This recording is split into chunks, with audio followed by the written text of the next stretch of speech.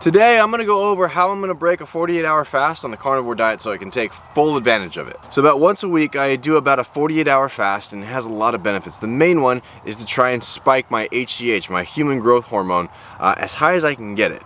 Now, I've been fasting for about 45, 46 hours, somewhere in there. And for me to take full advantage of this, I'm gonna try and compound a couple different things that it's just gonna help my HGH levels even spike even higher. So doing a 48-hour fast, you can get it up like 2,000%, which is nuts. By doing this next thing, I can get it up another, I believe it's 771%. So I don't know how that compounds. I'm not that good at math, but I know it's a lot more, and hey, it's being as efficient as possible. And this next thing is running sprints. So I have my really long driveway over here. It's about 400 feet from the road to about this point, 600 to the house. I'm gonna see if I can run to the house every time, but I'm gonna do 8 to 10 of these as fast as I can. Walk back. So I'm gonna run uphill, I'm gonna walk back, and I'm gonna try and get my heart rate down as back to normal as I can before I run the next sprint. Doing 8 to 10 of these, yeah, believe it or not, over 700% spike in HGH. So you compound that with the fast, we're doing good things. Now I just gotta do that 9 more times. Now it's time for a little water break. That'll get you sweating, especially in this Texas heat, a lot more than you think it would. 8 to 10, it's not bad. It sounds real easy, but you know what? Especially if you do it uphill and a little bit of a farther distance, yeah, that'll get a sweat working up. But it's not that hard. It doesn't take that long. It should take you 10 minutes tops. The longest time you're gonna take is actually just walking back. And during that time, what your focus is, that's why I got my heart rate monitor on, to try and get your heart rate. Right now is like it was averaging like 165 when I was sprinting. When I be done, and then by the time I get back, I'm gonna try and get that close to 90, 100. I even got it down to 87, and it's that constant up and down that's really gonna help you produce that HGH. And after a quick short break, moving to the next thing.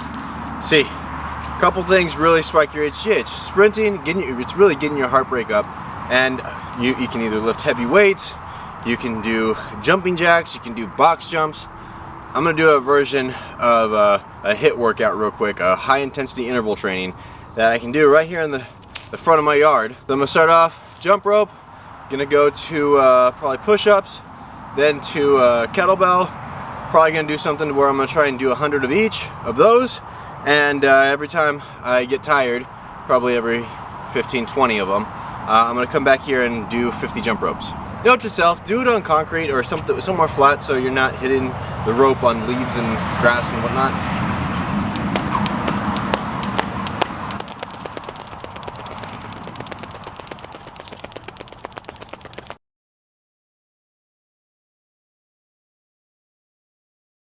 That was good. That was good. Sweat definitely worked up. A little bit out of breath.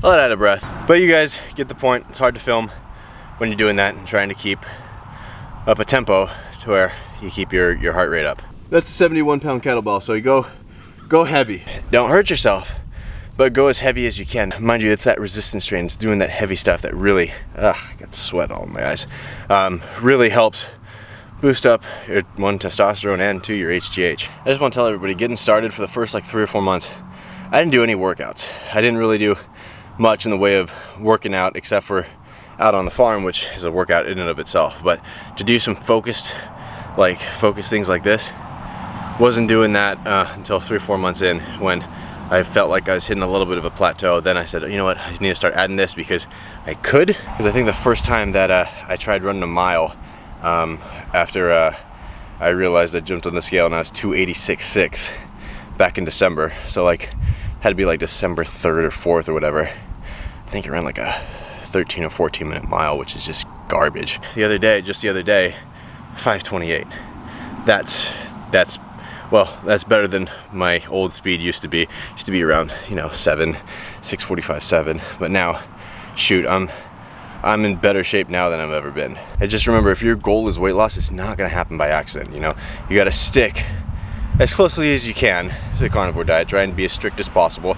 That's why I'm doing these 100 days of strict carnivore. This is day number 5, by the way. And if you're following along, or if you want to follow along, drop down what you're eating today, because that's the next step, is what this video is about breaking the fast. Now I'm about probably 46, 47 hours in. I'm gonna go inside. I'm gonna take a shower because, yeah. And then we get to do the fun part of this. We get to eat. And when I mean eat, we're gonna eat. We're gonna eat. And just because I don't feel like getting up yet, I'm gonna explain to you what I'm gonna eat and why I'm gonna eat it. I'm gonna eat I have a chuck steak ready to go for me. I have some cab and chuck steaks. I don't know what they're called. I'll show you what they are. They're high in fat. And so about a pound of each of those. And then to top it all off, got to see how to cook it. I've never cooked one of these before, but there's a pork tenderloin with my name on it. I'm trying to get as much protein, as much fat into me as possible, and that's another way to maximize the fasting on the carnivore diet.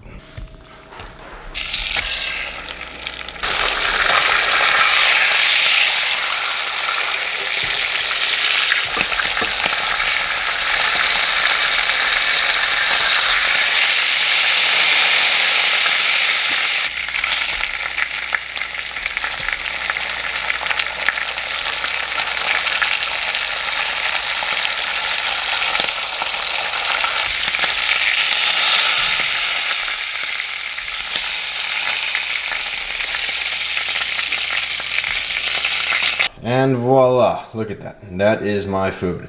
It's about 2 pounds. I'm gonna crush this and then see, maybe a little bit, might break into that pork tenderloin, we'll see. And look at that, I'm getting better with the camera on. Not 100% the way I like it, but you know what, close enough. And for those of you wondering, yes, I will eat all this, like, no problem. If there's one thing I can do, I can eat. I ate 38 Taco Bell tacos in one sitting when I was like 15 years old. And why on earth would I do that? I had a friend challenge me to a taco eating contest and I wasn't gonna lose. Actually, could have kept going, but he tapped out, so I won that one, but the end result was actually pretty good, because that was the last time I ever ate Taco Bell, and that's the last time I'll ever eat it. Well, I might have spoken a little too soon. I can't finish this right now. It's a lot. I'm gonna hold that off maybe for later.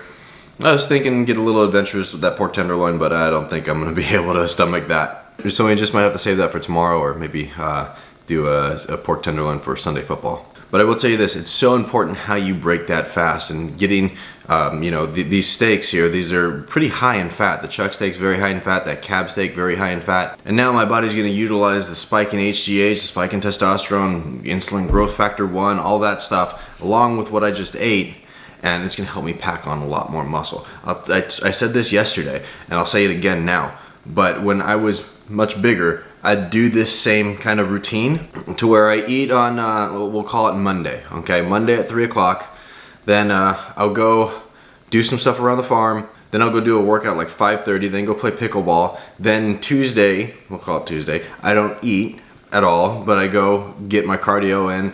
And then Wednesday, or day 3 if you want to call it, that's when I'll do the sprinting, and that's when I'll do a real high intensity workout. And then I'll come inside and I'll eat a steak that's really fatty, real high in protein, and then shoot, 3-4 pounds at one time, multiple times, that just fell off the next day. It's pretty nuts. Now am I expecting that same result now? Absolutely not, because don't have that much left to go. So what I really wish there was some sort of rapid test or some sort of sensor or something that can measure HGH levels, because I'd love to see what mine are at like right now, and to be able to see the results in numbers and how much the spike really occurred. And the numbers are cool and all, but it really matters how I feel and what works for me, and this is what works best for me because I feel great.